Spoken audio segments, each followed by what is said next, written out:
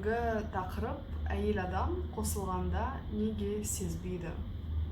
Оның бірнеше себептері бар, және де бүгін мен бәрін айтып кетейін.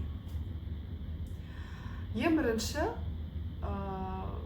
бірінші мысалы, әйел адам күйеуге шықты, бәрі жақсы, сезді бәрін, сосын босанды, екі қабат болып босанды, бір бала болсын, екінші бала болсын, бірақ бірнеше бала туғаннан кейін кейбір кезде сезімділікті жоғалтады.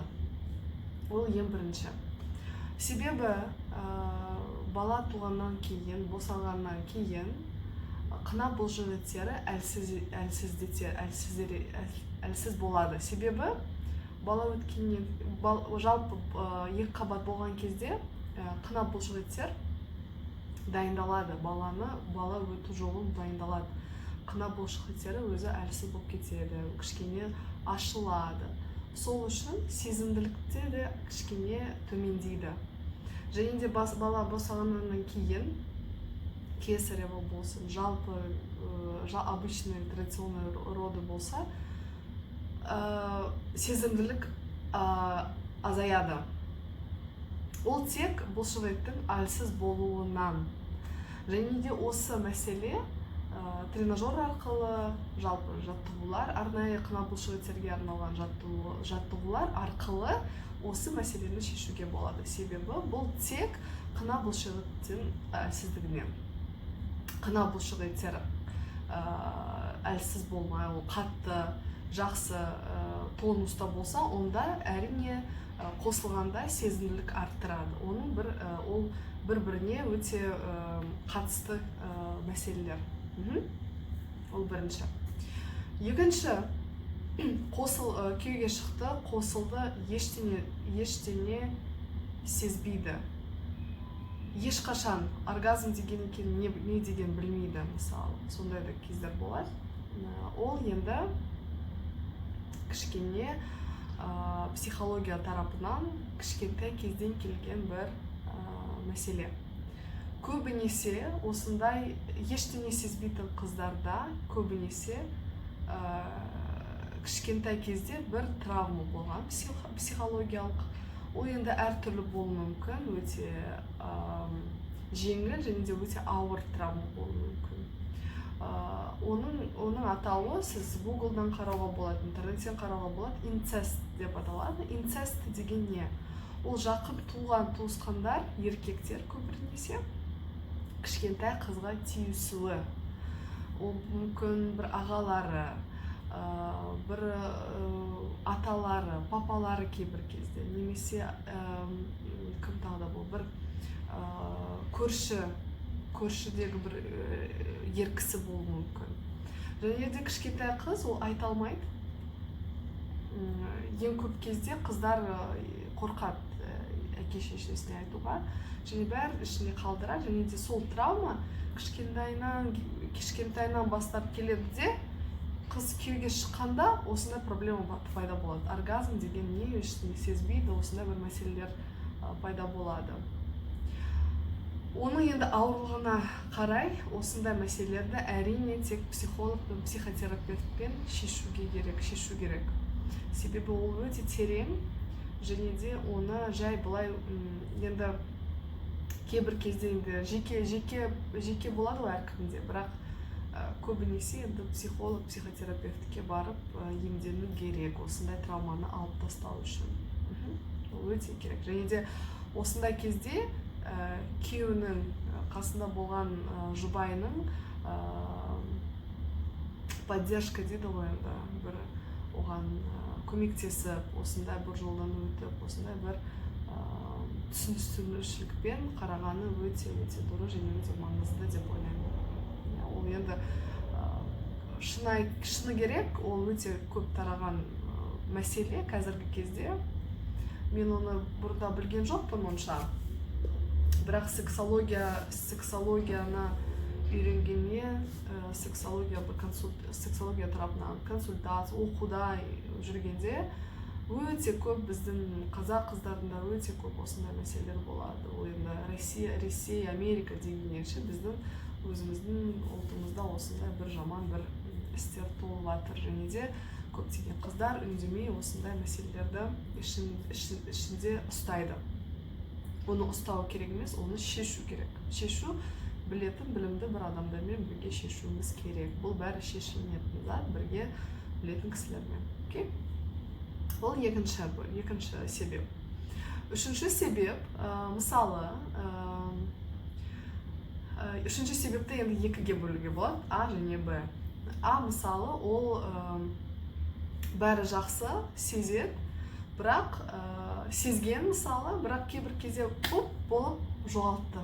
Жоқ. Бұрында жақсы сезген, оргазм алған, бірақ сосын жай сезбей қалды. Сондай болуы мүмкін. Және де екіншісі, ол мысалы Б, ол мысалы мастурбация кезінде немесе бір басқа бір жолдармен бірге ала алады, бірақ ер кісімен ала алмайды. Қосылғанда ала алмайды. То есть бұны полностью ала алады, және де полностью ала алмайды деп айта алмаймыз, себебі өзі ала алады, бірақ ер кісімен ала алмайды, немесе жоғалып кеткен. Оның бәрі бүкіл осының себебі ол ойда. Жалпы оргазм біздің басымызда, оның бәрі білетін шығарсыз, және де ойда деген не? Мысалы, бірінші қарастарсақ біріншіні. Әйел адам, мысалы, бұрында бәрін жақсы сезген, сосын жоғалтты сезімділікті. Ол көбінесе қандай мәселелерден болуы мүмкін? Ол, мысалы, жұмыста шаршаған мүмкін, бір стресс болу керек, мүмкін. Шаршау, ұйықтамау, осындағы да. Күйеумен бірге ара қатынасы жақсы емес, бір ссора, бір нәрсе болып қалды ма, бір үй ішінде бір проблема болса, онда әрине ол сезімділікке үлкен бір әсер береді. Себебі әйел адамда ойында басқа ойлар болса, қосылғанда, мысалы, ана проблемаларды ойлайды, ана шаршап тұр, немесе ана біресе түсініспеушілік бар болса, ашылып біресе айта алмайды. Әрине бүкіл ойы тек сол туралы болады, және де әрине ол оргазм ала алмайды. Ол енді ең бір қиын жолдардың бірі шығар деп ойлаймын, себебі біздің жалпы ойымыз, есі адам болған соң, біз өте көп ойлаймыз, анализ жасаймыз, және де кейбір кезде жай ойламау бізге өте үлкен бір жұмыс. Сол үшін не істеуге болады? Ара қатынасты түсу керек. Ол енді әртүрлі мәселелер болуы мүмкін, оны жеке қарастырады. Мысалы, жұмыс шаршасаңыз, өзіңіз бір приоритет қою керек. Неге мен қосылғанда, неге мен оймен басқа жақтамын? Сіз қосылғанда оймен осы жақта болу керексіз. Мен нені сезіп тұр, мен қалай? Соны ойыңызбен ойға келтіру керек. Ол бір жолы. Екінші жолы, мысалы, ол әйел адам тек мастурбация немесе басқа бір жерде ала алады, бірақ күйеумен ала алмайды, мысалы, да? Мысалы, тек арнайы бір оргазм түрі ала алады, екінші ала алмайды, мысалы. Осындай кезде де түрлі техникалар бар. Соның бір техниканың түрі мост деп аталады сексологияда. Енді біріншіден әрине әйел адам қосылғанда ойында не бар, қандай ой келеді? Мүмкін ұялшақтық, немесе ашылмай жатыр, немесе тағы да бір бүкіл ішкі проблемаларды біліп, соны қабылдап, оны шешу керек. Сосын проблемаларды қосылғанда сізге ойыңызға келмеу керек. Ол бәрі ашық болу керек. Жалпы қосылғанда ашық болу керек. Ол себебі ашық болмасаңыз, қарым-қатынас, интим қарым-қатынас түгелімен ашық бола алмайды. То есть ол өте сондай бір маңызды сұрақ, соған көп мән беру керек. Екіншіден, мысалы, сіз тек клитор арқылы ала аласыз, вагиналды туралы қынап арқылы ала алмайсыз, мысалы. Ол кезде не істеу керек? Мост деген техника бар сексологияда. оны сіз мысалы қосылғанда күйеуіңізбен тек біріншіден қынап арқылы жұмыс жасап үйрену керек. Жұмыс жасағанда сезімділікті арттыру керек. Сіз қысқанда оны кегель жаттығу деп айтады, немесе оны любой бір тренингті өтсеңіз, интим фитнес туралы, сол жерде бәрі айтылады. Сол жерде қысып, өзіңізді сезімділікті арттыру керек. Сезімділік болмаса, онда арнайы күйеуіңізді сұрап, арнайы позаларды, немесе өзіңізді клиторыңызды ұстап, оған бір әсер беру керек. Сонда сіз клитордан осы сезімділікті вагинаға, қынапқа жібересіз. Оны мост деп айталады. Ол бүкіл осы бір процесс кішкене уақыт алу мүмкін. Себебі ол психологиялық тарапынан. Себебі ол қарым-қатынасқа байланысты. Сіздің партнеріңіз мысалы сізге көмектесіп жатыр ма, түсініп жатыр ма сізді. Себебі күйеуіңіз түсінбей, оған сізге көмектеспесе, осы мәселені шешуі мүмкін емес деп айтуға да болады шынымен. Ол кішкене енді мүмкін, бірақ қиын болады. Сол үшін осындай мәселелерді шешу үшін өзіңіздің партнеріңізбен өте ашық болу керек. Түсініспеншілікпен қарап.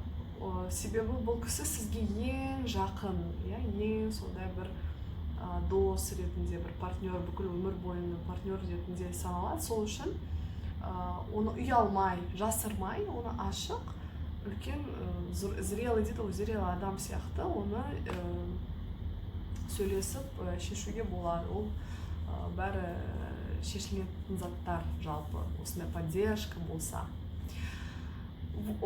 Сол ең басты себептерді айтып кеттім сізге. Осы видео сізге маңызды болды деп ойлаймын. Басқа сұрақтар болса маған жазыңыз, WhatsApp-қа немесе комментарийге жазыңыз. Рахмет.